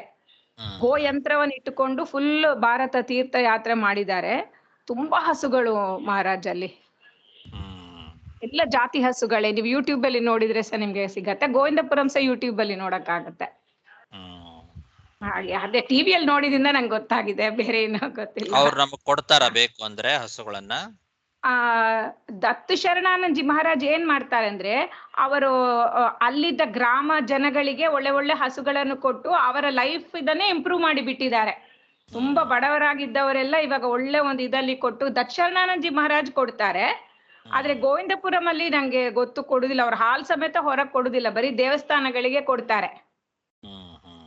ಹಾಗೆ ಅದೇ ದತ್ತು ಶರಣಾನಂದಜಿ ಮಹಾರಾಜ್ ತುಂಬಾ ಲೈಫ್ ಅನ್ನೇ ಅಲ್ಲಿ ಕ್ವಾಲಿಟಿ ಆಫ್ ಲೈಫ್ ಅನ್ನೇ ಇಂಪ್ರೂವ್ ಮಾಡಿ ಬಿಟ್ಟಿದ್ದಾರೆ. ಎಲ್ಲ ಅಗ್ರಿಕಲ್ಚರಿಸ್ಗೆ ಇದು ಅಲ್ಲಿ ಎಲ್ಲ ಗೋವೃತ್ತಿಯಲ್ಲಿ ಇರುವವರೇ, ಬೇರೆ ನಾಟು ದೇಶಿ ಹಸು ಅದ್ರ ಇದು ಬಿಟ್ಟು ಬೇರೆ ಯಾವ್ದು ಸ್ವೀಕಾರನೇ ಮಾಡುದಿಲ್ಲ ಅವರು. ನೀವು ಒಂದ್ಸಲ ಆದ್ರೆ ಹೋಗಿ ಬನ್ನಿ ಮಹಾರಾಜ್, ನಾನು ನಿಮ್ಮಂತವ್ರು ಖಂಡಿತ ಅಲ್ಲಿ ಹೋಗ್ಬೇಕು. ತುಂಬಾ ಅದ್ಭುತವಾದ ಸ್ಥಾನ. ಅವ್ರು ಮಾತಾಡಿದ್ರೇನೆ ಬಂದ್ಬಿಡಿ ಅವರು ಟಿವಿಯಲ್ಲಿ ಅವರನ್ನು ಬರೀ ನಾವು ಕೇಳಕ್ಕೆ ಆಗತ್ತೆ. ಅವರು ತುಂಬಾ ಇಂಪಾರ್ಟೆಂಟ್ ಪರ್ಸನಾಲಿಟಿ. ಅವರದ್ದು ಪ್ರೋಗ್ರಾಮ್ಸ್ ಎಲ್ಲ ಬರ್ತಾ ಇದೆ, ಆದ್ರೆ ಅವರನ್ನು ನೋಡಕ್ಕೆ ಆಗೋದಿಲ್ಲ. ಅವರನ್ನು ಯಾರು ಫೋಟೋ ತೆಗಿಕೂಡ್ದು. ಸೊ ಅಷ್ಟು ದೊಡ್ಡ ಋಷಿಗಳು ಆದ್ರೆ ನಮ್ಗೆ ಒಂದ್ಸಲ ನಾವು ದರ್ಶನ ಮಾಡ್ಬೇಕು ಅಂತ ಹೇಳಿ ಅವರು ಕಾಂಚೀಪುರಂ ಅಲ್ಲಿ ಬಂದ್ರು ಅಂತ ಗೊತ್ತಾಯ್ತು. ಸೊ ಕಾಂಚೀಪುರಂಗೆ ಹೋಗಿ ನಾವು ದರ್ಶನ ಮಾಡಿದ್ದೆವು. ಅವಾಗ ಮತ್ತೆ ನಂಗೆ ಸ್ವಲ್ಪ ಮೈ ಚೆನ್ನಾಗಿಲ್ಲದ ಹೋಗುವಾಗ ನನ್ನ ಫ್ರೆಂಡ್ ತಿಳಿದವರು ಅಲ್ಲಿ ಪತ್ಮೇಡಕ್ಕೆ ಹೋಗಿದ್ರು. ಅವರು ಹೇಳಿದ್ರು ನಂಗೆ ಮೈ ಚೆನ್ನಾಗಿಲ್ಲ ಅಂತ ಹೇಳಿದ್ದಕ್ಕೆ ಅಲ್ಲಿಂದ ಪಂಚಗವ್ಯ ಕಳಿಸಿದ್ರು ಅವ್ರು ನಂಗೆ.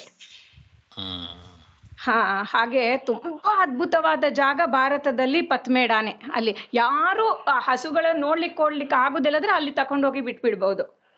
ಮತ್ತೆ ಎಲ್ಲ ದೇಶಿ ಹಸುಗಳ ಜಾತಿ ಅವ್ರು ಇಟ್ಕೊಂಡಿದ್ದಾರೆ. ಹಾಗೆ ಮಹಾರಾಜ್, ತಿಳ್ದದನ್ನ ಹೇಳಿದ್ದು ಮಹಾರಾಜ್ ಅಷ್ಟೇ. ಟಿವಿಯಲ್ಲಿ ನೋಡಿದ್ದು. ಅವರನ್ನು ದರ್ಶನ ಮಾಡುವ ಒಂದು ಭಾಗ್ಯ ಸಿಕ್ತು. ಅವರು ಅದಕ್ಕೆ ಹೇಳಿದ್ರು, ಖಂಡಿತ ಪತ್ಮೇಡಕ್ಕೆ ಬಂದು ಅಲ್ಲಿ ಹಸುಗಳೊಟ್ಟಿಗೆ ಇರ್ಬೇಕು ಅಂತ. ಅಲ್ಲಿ ಎಲ್ಲ ಭಾಗವತ ಸಪ್ತಾಹ, ನವಾಹ ಎಲ್ಲ ಆಧ್ಯಾತ್ಮಿಕ ಕಾರ್ಯಕ್ರಮ ನಡೆಯತ್ತೆ. ತುಂಬಾ ಎಲ್ಲದಕ್ಕೂ ವ್ಯವಸ್ಥೆ ಮಾಡಿದ್ದಾರೆ. ಸರಿ ಸರಿ, ಹೌದು ಹೌದು ಗುರುಗಳೇ. ನೋಡೋಣ. ಸರಿ, ಥ್ಯಾಂಕ್ ಯು. ಒಳ್ಳೆ ಇನ್ಫಾರ್ಮೇಶನ್. Okay, thanks. ನಮಸ್ಕಾರ ಗುರುಗಳೇ. ನಮಸ್ಕಾರ ಆಚಾರ್ಯ. ಹರೇ ನಮಃ. ನಮಸ್ಕಾರ ಗುರುಗಳೇ. ಹರೇ ನಮಃ ಆಚಾರ್ಯ.